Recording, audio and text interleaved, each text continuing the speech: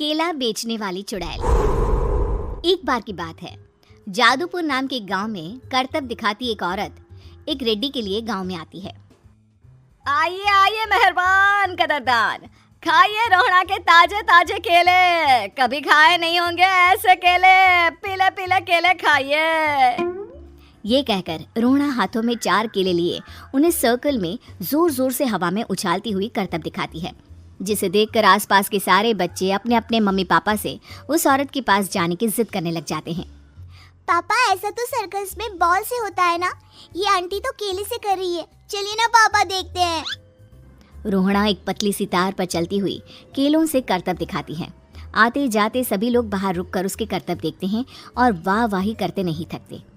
जैसे ही एक आदमी पास आकर उसे पैसे देने लग जाता है, तब वो कहती है, अरे नहीं नहीं साहब, मैं करतब तो बच्चों के मन को बहलाने के लिए करती हूँ। धंधा तो मेरा केले का है। पीछे देखो मेरी रिड्डी, जो भी मेरे केले खाएगा मेरी तरह चुस्त दुरुस्त और तंदुरुस्त हो जाएगा। पता चलता है क्या कि मेरी उम्र 55 की है। अरे पर ऐसे ठंड के मौसम में कोई केला क्यों खाएगा? ये ऐसे वैसे केले नहीं है साहब, ये शरीर में गर्मी देते हैं। ठंड को दूर भगाए जो भी रोहिणा के केले खाए।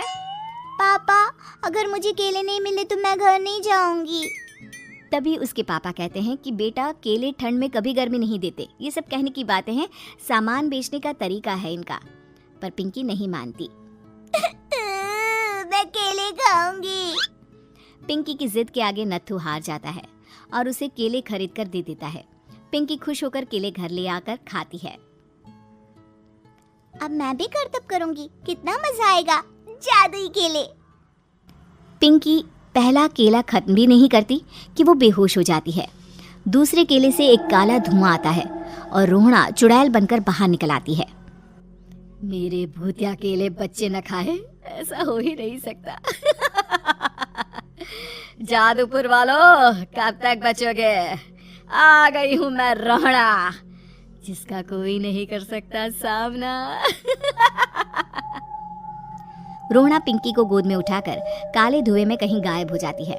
शाम के वक्त नत्थू घर लौटता है और पिंकी को घर में ना पाकर उसकी माँ से कहता है, माँ पिंकी कहाँ है?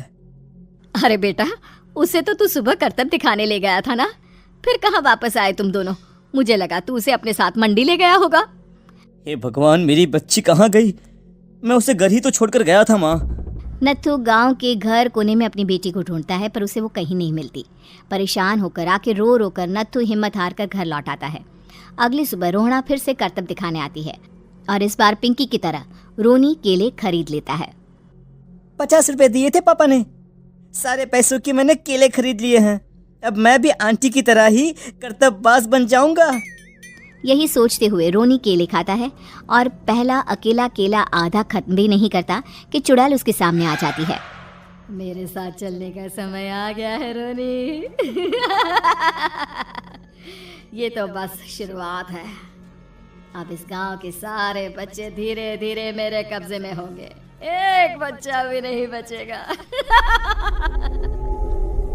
ये कहकर रोना रोनी को गोद में लेकर काले धुएं में अदृश्य हो जाती है। इसके बाद हर रोज गांव में से कोई ना कोई बच्चा गायब होता, पर ऐसा क्यों हो रहा है किसी को भी समझ में नहीं आ पा रहा था। रोज की तरह अपनी बेटी पिंकी की तलाश में नत्थू गांव के एक तालाब के पास बैठा रो रहा था। कहाँ गई मेरी पिंकी? शकुंतला के जाने के बाद एक वही तो मेरा सहारा थी। अरे उसकी आत्मा कोस रही होगी मुझे कि मैं अपनी बच्ची को संभाल भी नहीं पाया। नत्थू ये कहता हुआ रो ही रहा था कि तभी तालाब में से उसे शकुंतला की आवाज सुनाई देती है। कहाँ थी तुम शकुंतला? हमारी बच्ची और सारे गायब हुए बच्चे रोहड़ा के कब्जे में हैं। वो बच्चों को जो केले देती है उससे बच्चे बेहोश हो जाते हैं और उसके कब्जे में आ जाते हैं और वो उन्हें ले जाकर काली दुनिया में ले जाती है। पर वो ऐसा क्यों कर रही है? ये मैं नहीं जानती, पर उस दुनिया का रास्ता मैं आपको बता सकती हूँ। जहाँ ये नदी खत्म होती है वहाँ एक केले का पेड़ है, उसके नीचे एक दरवाजा है, वहीं से रास्ता जाता है उस दुनिया का। ये कहकर शकुंतला की आत्मा गायब हो जाती है। गांव के सभी लोग झुंड बनाकर उसी रास्ते से काली दुनिया में चले जाते हैं और वहाँ देखते हैं कि सारे बच्चे वहाँ काम कर रहे थे। पापा, मुझे ले चलो यहाँ से। पापा, पापा, सभी बच्चे अपने मम्मी पापा से लिपट जाते हैं। तो तुम लोग यहाँ तक आ गए? क्यों हमारे बच्चों को पकड़ लिया तूने? तुझे शिकार ही बनाना है तो ले, हम सब आ गए हैं, हमें खा ले। नहीं, मुझे बच्चे चाहिए। मेरे बच्चे के बदले तुम लोगों के बच्चे। क्या मतलब?